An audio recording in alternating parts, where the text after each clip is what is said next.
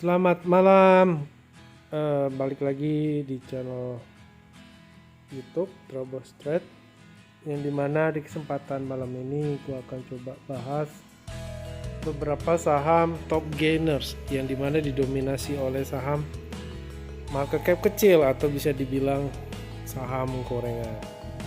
Bagaimana potensinya di besok hari, apakah dia masih langsung naik atau tidak.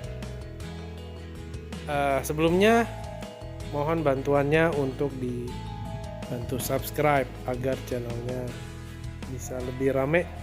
Kalau lebih rame bisa lebih aktif lagi untuk memberikan pandangan-pandangan di tiap harinya.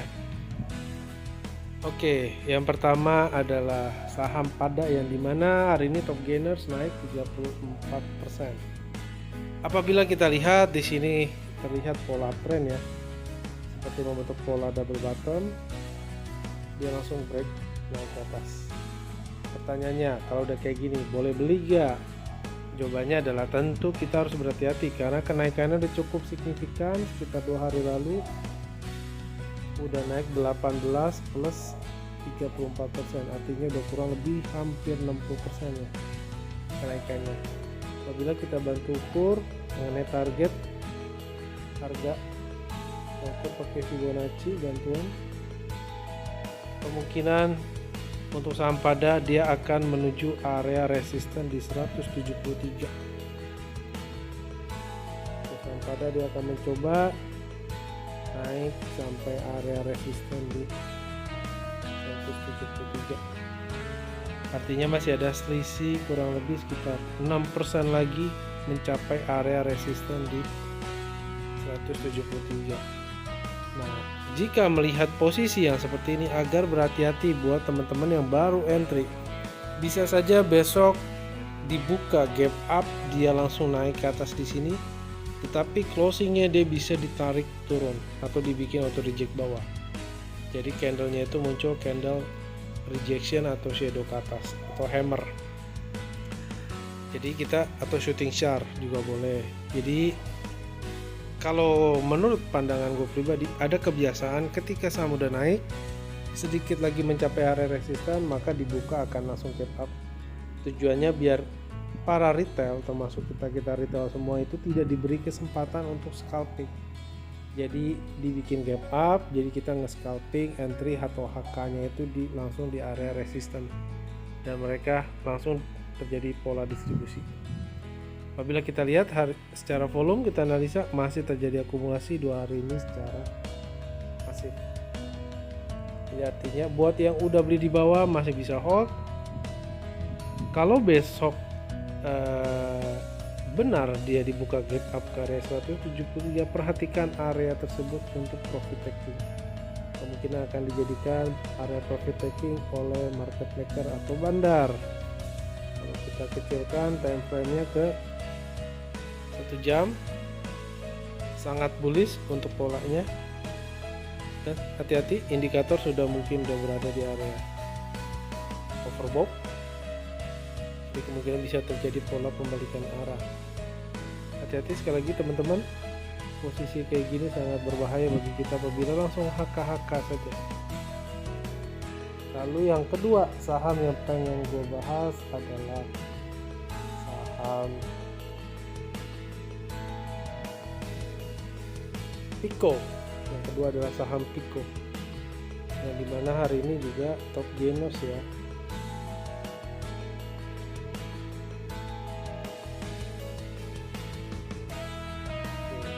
Kita bahas untuk Pico sedikit berbeda ya dengan Pada, karena dia sudah terjadi pola koreksi yang cukup dalam dari area 400-500 sampai ke area 200-an. Dan sini dia mulai terjadi pantulan lagi. Apabila kita melihat, memang sangat wajar dia terjadi pantulan karena bertepatan dengan area support atau demand area di area 220. Makanya dia terjadi pantulan naik yang cukup signifikan. Karena penurunannya sudah cukup dalam, maka market maker bisa mengambil keputusan untuk mengambil atau menaikkan saham saham secara signifikan untuk hari ini. Kalau kita lihat analisa buy candle, sebelumnya muncul candle yang cukup menarik. Artinya di sini kita bisa baca terjadi candle pertanda bahwa penurunan semakin terbatas atau berhenti dan bersiap akan terjadi pola pembalikan arah dan benar.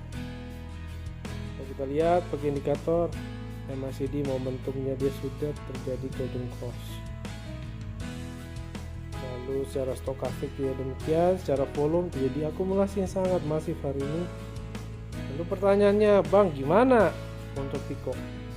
Oke, yang perlu diketahui adalah Pico naik bertepatan kena dengan area resisten di MA 100, di MA 100 yang juga di sini ada area resisten di area 300 juga, jadi pertepatan ya. Jadi ada dua resisten, yaitu garis MA dan resisten 300-nya. Lalu kita coba ukur dengan bantuan Fibonacci. Kira-kira apakah dia bisa naik potensinya lebih tinggi lagi. Kita ukur dari swing high ke sini ke swing low yang di sini, atau yang ke sini juga boleh karena di sini terjadi swing low. Apabila kita lihat memang secara Fibonacci ada area golden ratio yang belum tercapai, yaitu di 38,2. Artinya bisa saja dia terjadi kenaikan, kelanjutan kenaikan di 38,2 ini di area 360 sampai dengan 360 sampai 380, yang dimana kita melihat juga di sini ada gap ya. Di sini ada area gap nih, yang dimana udah dekat resisten, lalu ada gap. Kemungkinan ini bisa saja dibuat tutup. Jadi dia masih ada potensi untuk melanjutkan kenaikan, dan hari ini candlenya adalah bullish Marubozu. Lihat batangnya begitu keren ya, full balok hijau. Secara momentum semua mengatakan dia masih akan lanjut naik. Kita lihat besok apakah benar dia akan lanjut naik, tapi bagi gue pribadi dia masih akan lanjut naik. Kita kecilkan time frame-nya, dia sudah terjadi pembalikan arah atau breakout dari bearish resistance-nya. Jadi dia secara time frame 1 jam sudah nge-break dari MA 100, MA 20 dan MA 50. Bahkan untuk MA kecilnya pun sudah terjadi golden cross kembali. Jadi artinya MA 20-nya memotong MA 50-nya. Jadi momentumnya masih sangat baik untuk saham Pico. Bisa diperhatikan area resisten di 360 sampai 380 karena di sini ada potensi gap. Berikutnya yang akan dibahas adalah saham ikan ya, sudah lama dia tidak muncul nih, sudah lama tenggelam. Tiba-tiba dia hari ini muncul sebagai top gainers, naik sekitar 18%. Lalu potensinya bagaimana? Kalau gue pribadi dan kalau melihat model chart yang seperti ini tidak begitu baik. Kenapa? Karena dia masih tertahan di area bearishnya, di resisten. Dan hari ini candlenya tidak cukup kuat ya. Artinya di sini dia membentuk rejection di area resisten, dijadikan area profit taking oleh market maker. Kita lihat buy volume terjadi akumulasi yang masif hari ini. Namun bukan berarti bahwa ketika pola seperti ini kita bisa langsung entry, karena bisa saja besok terjadi pola pembalikan arah dan dia langsung akan turun kembali. Kalau kita lihat buy 5 menit terakhir apa yang terjadi, nah teman-teman bisa lihat di sini ya, secara chart dia masih bullish karena berada di atas area moving average semua. Tetapi indikator kita lihat yang MACD-nya mulai bergerak ke bawah. artinya terjadi bearish divergence di saham ikan untuk time frame 5 menitnya. Artinya seperti yang tadi gue bilang bahwa secara chart daily-nya dia tidak menarik walaupun dia sudah naik kencang. Jadi lebih baik wait and see dulu, jangan dihajar dulu, karena melihat potensi bisa saja terjadi pola pembalikan arah. Karena sebelum-sebelumnya kan juga begitu, dia naik kencang kena resisten dia turun, dia naik kencang turun. Karena di sini kelihatan candle yang shadow ke atasnya begitu banyak, artinya ini saham diisi oleh market maker yang carry, sehingga market maker yang carry karena copetnya begitu masif, tidak akan dibuat bertahan lama untuk pola-pola kayak gini. Oke, untuk ikan seperti itu pandangan gue pribadi agar dihindari. Lalu yang berikutnya adalah S Hardware, yang dimana 2-3 hari ini naik benar-benar signifikan sekali. Banyak yang nanya, bang itu Aces gimana? Oke, gue akan langsung review saja di sini. Jadi kalau gue lihat memang dia sudah membentuk, kalau kita belajar technical analisis dasar, kalau market lagi bearish itu selalu membentuk namanya lower high dan lower low.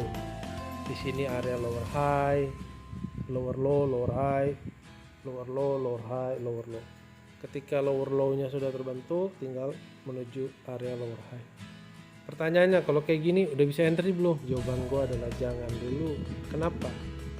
Karena bisa saja di sini area profit taking dari market maker. Karena seperti kita lihat di historinya belakangan ini, saham S Hardware tidak pernah bisa ngebreak dari area MA20 dan MA50-nya. Kita lihat di garis kuning dan garis merah ini tidak pernah di break sama sekali, selalu kena resisten dan balik arah.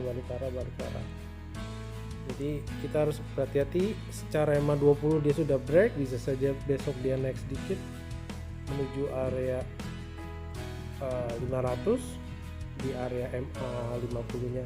Tiba-tiba dia akan berbalik arah, persis sama yang terjadi di sebelum-sebelumnya. Jadi bukan berarti kenaikan S Hardware dalam 2-3 hari secara signifikan ini dikategorikan pola pembalikan arah. Karena sebenarnya ini bisa saja masih disebut dengan pola bearish continuation. Karena dia naik untuk turun kembali atau dibilang double bounce kalau dia masih bearish. Secara MACD dia sudah terjadi golden call, namun momentumnya belum begitu bagus banget karena dia belum melewati baseline. Lalu secara stokastik kita lihat di sini dia sudah berada di area overbought, jadi hati-hati terjadi pola pembalikan arah. Secara volume kita bisa lihat hari ini masih terjadi akumulasi di saham S. Tapi bukan berarti bahwa dia masih akan berlanjut pola akumulasinya. Kemungkinan besok dia akan tetap naik maksimal mungkin sampai area 500 sampai 520, yang dimana setelah menyentuh area tersebut hati-hati bisa saja terjadi pola pembalikan arah. Coba kita agak sedikit lebih detail, kita ukur misalnya dari swing high ke sini ke swing low. Nah, teman-teman bisa perhatikan Fibonacci melihat ada area golden ratio 61,8 dan bertepatan di area MA50 nya di area 510. Artinya persis seperti yang tadi gue bilang bahwa area MA50 ini akan menjadi momentum untuk terjadi pola pembalikan arah menurut historinya. Dan secara Fibonacci di sini area golden ratio. Jadi hati-hati, bisa saja besok dibuka gap up menyentuh area di sini lalu dia balik arah, atau dia masih akan close naik di dekat area resisten. Mungkin di 2 hari kemudian dia baru terjadi pola pembalikan arah. Seperti itu. Jadi persiapkan, masih ada kesempatan buat scalping. Apabila besok dia naik, dia bisa naik ke area 50. Ada reward yang bisa kita coba copetin lah ya, kita ambil gitu sekitar 5% lah apabila memang skenario ini berjalan. Kita entry, lalu apabila benar dia mencapai area resisten di sini, kita bisa taking profit dan kemungkinan dia akan turun kembali. Kira-kira begitu. Yang terakhir gua akan coba bahas saham Bian yang cukup fenomenal ya, dimana market cap-nya udah mantap sekali, udah besar sekali sehingga memberikan poin yang tinggi terhadap indeks ISG. Kira-kira gimana bang pandangannya buat Bian? Boleh beli gak? Dia udah digoreng dari harga 7 ribuan sampai 18 ribu. Kira-kira gimana nih, boleh beli gak? Secara tren dia masih sangat keren. Namun pertanyaannya, apabila kita pengen entry, jangan sampai kita kena cucian piring dari market maker. Kita harus tahu dulu kira-kira dia udah berada di area resisten atau belum. Kalau kita lihat memang dia belum ada history mengenai high-nya dia, all time high-nya dia di berapa. Makanya kita bisa coba bantu dengan Fibonacci ya, karena tools ini sangat mudah digunakan. Kita ukur dari swing high yang di sini ke swing low yang di sini. Nah, di sini secara Fibonacci juga memberikan sinyal bahwa area 18.600 merupakan area resisten, dan bertepatan juga hari ini terlihat muncul tanda-tanda market maker melakukan profit taking di area resisten ini. Artinya tools gambaran Fibonacci ini bekerja sesuai fakta yang ada. Jadi kita bisa lihat hari ini market maker mulai profit taking, terlihat dari candle hari ini dia tidak mulai menampakkan pelemahannya. Lalu kita lihat by volume. Nah, muncul volume merah yang cukup signifikan hari ini. Walaupun ini belum berarti bahwa akan terjadi distribusi besar-besaran mulai besok. Kita harus tunggu besok, mungkin 1-2 hari ke depan, apakah distribusi atau volume merah ini semakin lama semakin meningkat dan masih terus besar. Apabila dia relatif masih tinggi, maka bisa dikategorikan bahwa benar adanya kemungkinan jadi pola pembalikan arah atau profit taking terlebih dahulu untuk retracement sehatnya dulu, karena dia udah naik cukup signifikan, belum ada koreksi yang cukup signifikan juga. Jadi diperlukan koreksi untuk kalau memang dia masih mau naik kembali. Kira-kira begitu pandangan gua. Jadi untuk Bian hati-hati karena udah di area resisten, jangan greedy. Jangan sampai kita cuci piring di area resisten karena harganya sudah mahal sekali. Dia udah naik ratusan persen, mulai dari area 7 ribuan sekarang udah 18 ribu. Jangan sampai harga 18 ribu, harga mahalnya ini menjadi area kita nyangkut. Kira-kira begitu. Semoga beberapa analisa ini bisa membantu teman-teman semuanya untuk di besok hari. Sukses selalu buat kita semua.